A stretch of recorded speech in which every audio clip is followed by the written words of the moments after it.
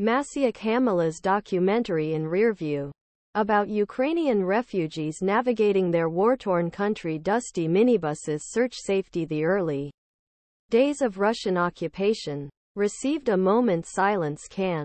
But the Polish director is enjoying its upcoming North American premiere at the Toronto Film Festival. Canada has kept its door wide open to Ukrainians, their families fleeing their war-torn country. And so Toronto, its huge Ukrainian diaspora community, represents friendly territory for Hamela.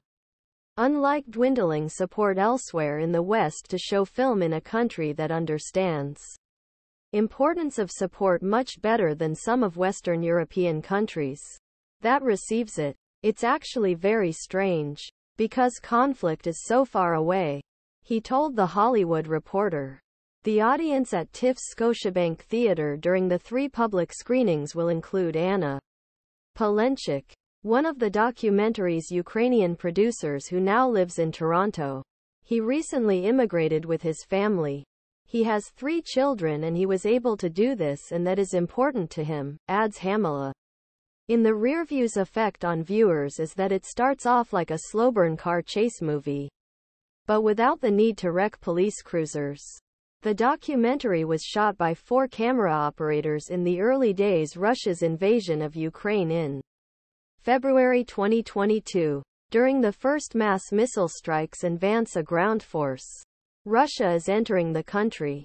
Instead of hunting down faceless Ukrainians in highway convoys or crowded train station platforms to escape life-threatening conflict, the Polish-French-Ukrainian co-production focuses on a white-knuckle Hamela behind the wheel of a rented minibus.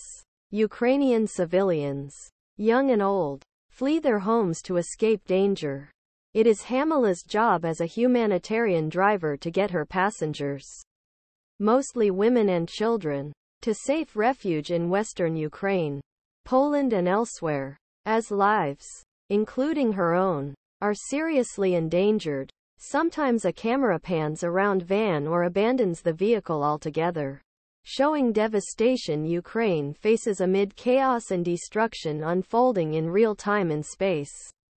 The production of Minimalist first documentary was truncated with a camera from back seat capturing Hamela from front and driving, with an additional view through windshield and another rear viewpoint depicting evacuated passengers sitting in back of van, pass through checkpoints or avoid minefields. From within her emotional cocoon, Hamela offers a temporary sense of refuge despite endless dangers of war that follow their journey. The director's flying camera on the wall captures moment when war and humanitarian crisis turn ordinary people into frightened refugees, trying to overcome the invading Russian army and its firepower. A young man tells another passenger about what his family left behind when they flew our house and everything in it. A television set, appliances, everything. We released the dogs. He adds that, like other passengers, when or not